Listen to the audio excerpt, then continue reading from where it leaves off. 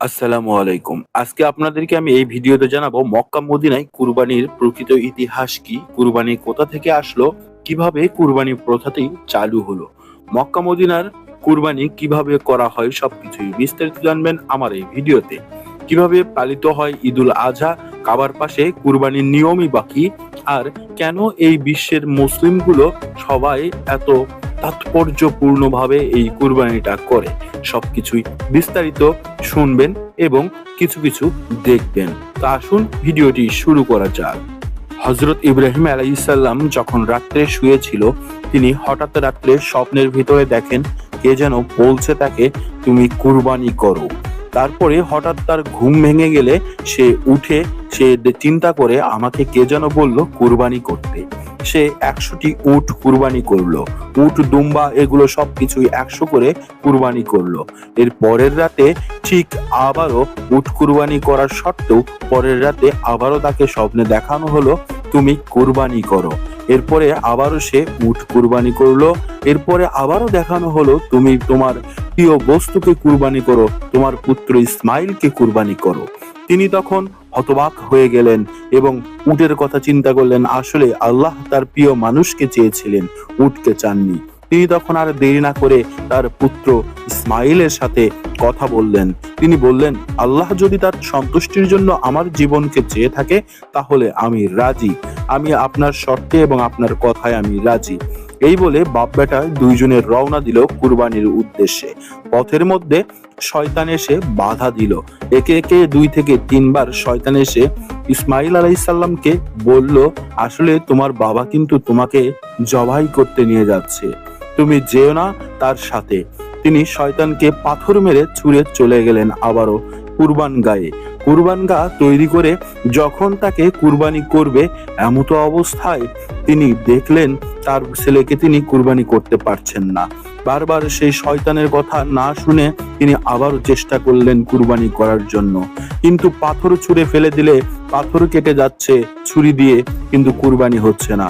এরপরে আসমান থেকে একটি দুম্বা দিয়ে পাঠালো আল্লাহ, বলল এটাকেই তুমি কুরবানি করো।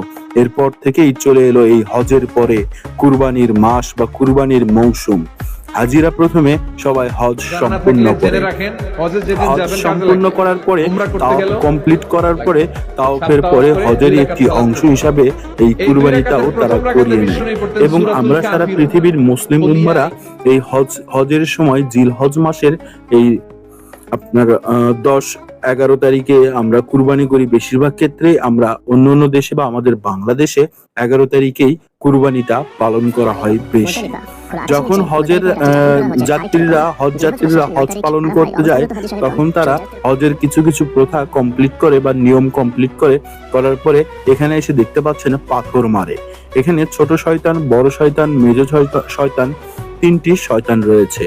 এই শয়তানকে সেই একই সিস্টেমে আগেকার দেখানো নিয়মে পাথর মারে। কেউ কেউ রেগে ক্ষিপ্ত হয়ে পাথর মারে, কেউ কেউ আলতোভাবে মারে, কেউ কেউ আবেগপ্রবণ হয়ে এই জায়গায় এসে পাথর নিক্ষেপ করে। পাথর নিক্ষেপ করার পরে তাদের যখন এই পাথর নিক্ষেপের কাজ সম্পূর্ণ হয়ে যায় তখন তারা একে একে রওনা দেয় কুরবানি দেওয়ার উদ্দেশ্যে। আপনারা দেখতে পাচ্ছেন এখানে এসে তারা সবাই একে একে পাথর মারছে এবং কেউ কেউ ক্ষিপ্ত হয়ে রাগান্বিত হয়েও পাথর মারছে। ইসলামের প্রতি ভালোবাসা দৃষ্টান্ত এরকমই হয়, যাদের মন থেকে ইসলামের ভালোবাসা আসে তারাই ইসলামের বিরুদ্ধে কেউ কিছু বললে এতটাই রেগে যায়। এরপরে তারা কুরবানির উদ্দেশ্যে কুরবানির পশু বাছাই নিয়ে ব্যস্ত হয়ে পড়ে।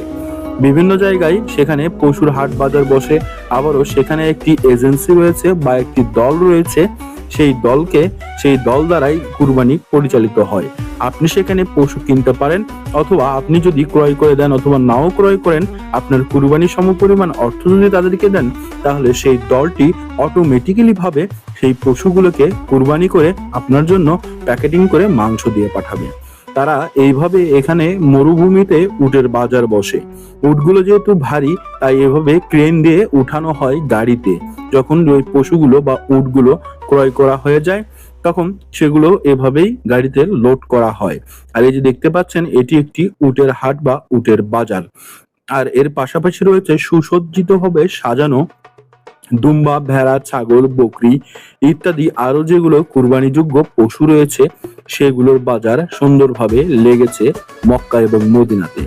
আর উট এভাবে খোলা মাঠে মরুভূমিতেই কেনা বেচা হয়। এখানে অনেকগুলো উট একত্রে জমায়েত হয় এবং ধীরে ধীরে অনেক কাস্টমার বা যারা কুরবানি করবে, হাজিরা এবং মক্কার যারা স্থায়ী বাসিন্দা, তারা এই উট দুম্বা, যাদের একটু সামর্থ্য কম তারা এইরকম দুম্বা ক্রয় করে, আর যাদের একটু সামর্থ্য বেশি তারা উট ক্রয় করে। কারণ একটি উট ক্রয় করতে প্রায় আপনার 3 লক্ষ থেকে 5 থেকে 7 লক্ষ রিয়াল পর্যন্ত লেগে যায়।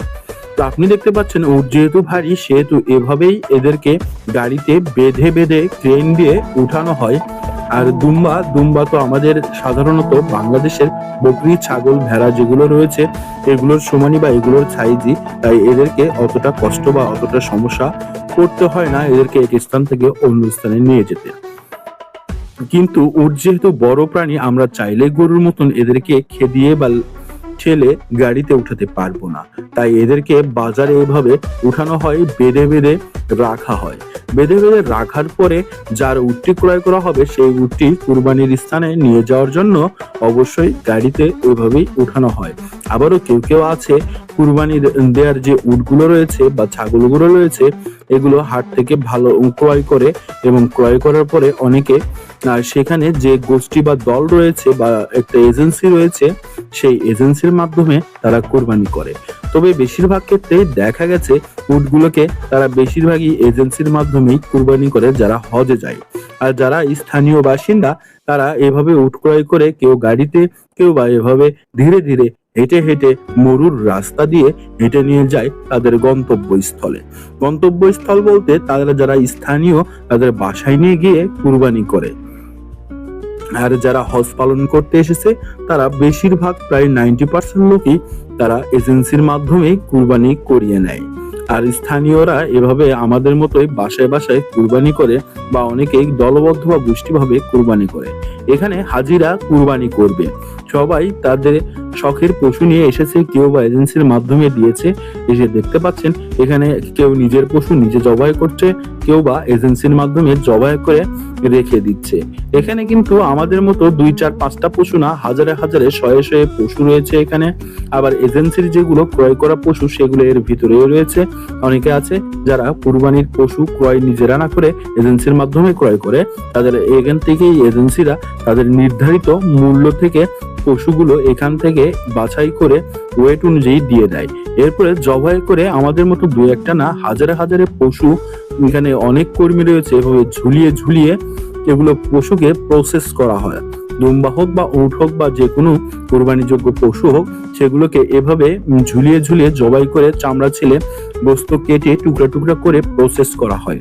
প্রসেস করার পরে কিছু অংশ যারা কুরবানি দিয়েছে তাদেরকে দিবে, আর বাকি অংশ বিভিন্ন দরিদ্র গোষ্ঠী থেকে চাইয়ে পাঠানো হয়, অথবা এরা নিজেরাই খুঁজিয়ে খুঁজিয়ে বের করে দরিদ্র গোষ্ঠীদের বিভিন্ন দেশে বা তাদের দেশের ভিতরে সেগুলো স্থানে প্যাকেটিং করে প্যাকেটজাত করে তাদেরকে কুরবানির মাংস ফ্রিতে বিতরণ করা হয়। দেখতে পাচ্ছেন কি সুন্দরভাবে এখানে কুরবানির গরুগুলো বা কুরবানির যে দুম্বা রয়েছে এগুলো প্রসেস করা হচ্ছে। এখানে নারী বুড়ি সব আলাদা করে ফেলে দেওয়া হচ্ছে, এগুলো তেমন একটা কেউ নেয় না, আমাদের বাংলাদেশে তো সবই খায়। আর এখানে যে মাংসগুলো রয়েছে এগুলো সুন্দরভাবে প্যাকেটিং করা হচ্ছে। এভাবেই আসলে কুরবানির একটি নির্ধারিত প্রক্রিয়ার মাধ্যমে তারা কুরবানিটি পুরোপুরি ভাবে সম্পূর্ণ করার পরে যারা হজ করতে যায় তারা মাথা মুন্ডন করে।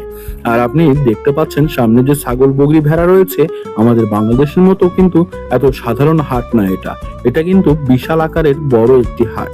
আমার এই ভিডিও যদি ভালো লাগে অবশ্যই আমার এই চ্যানেলটি সাবস্ক্রাইব করবেন এবং আমার পাশে থাকবেন ও শেয়ার করে বন্ধুদের মাঝে ছড়িয়ে দেবেন। তাহলে আপনি আমার পরবর্তী ভিডিওগুলো নিঃসন্দেহে আপনার কাছে দ্রুত ছাড়ার সাথে সাথে পৌঁছে যাবে ইনশাআল্লাহ।